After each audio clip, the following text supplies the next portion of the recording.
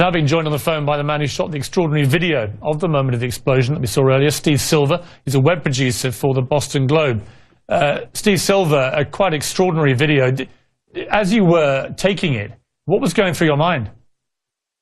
Well, Piers, I'm on the finish line at that point, and I'm just taking the late finishers, of which there were another 9,000 people still yet to cross the finish line.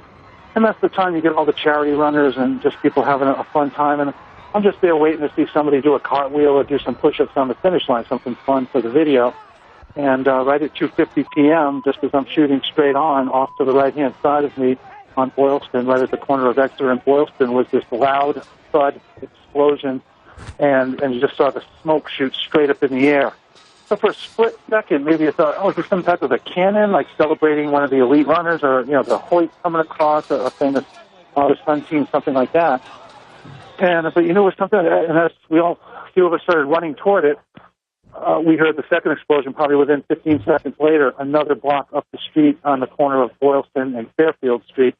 And then we knew something was horribly wrong. And then as we approached the scene, it was right out of a movie, Piers. It was just blood across the sidewalk. There were cuts everywhere. A pane of glass flew out of the Marathon Sports Shop. So there was glass, and I'm understanding this bomb damaged the way it shot the ball bearings and was low to the ground. So I did see a gentleman with his leg severed off at the knee, and there were just other body parts. It was just a horrific scene.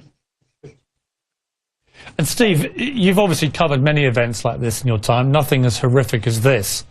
Did you see any increased security at all during the day? There have been some reports that there were sniffer dogs around certain parts of the track earlier in the day, but that may have been just normal security procedure. I think it's all probably normal. I started the day at the starting line at Hopkinton at 5:30 this morning, and then I come in to cover the finish line.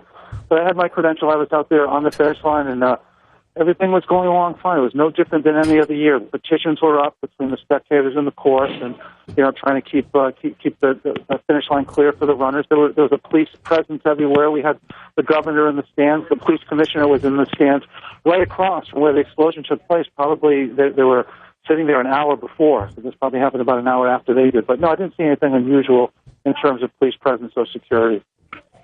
Steve Silva, thank you very much indeed for joining me. I'm being joined now by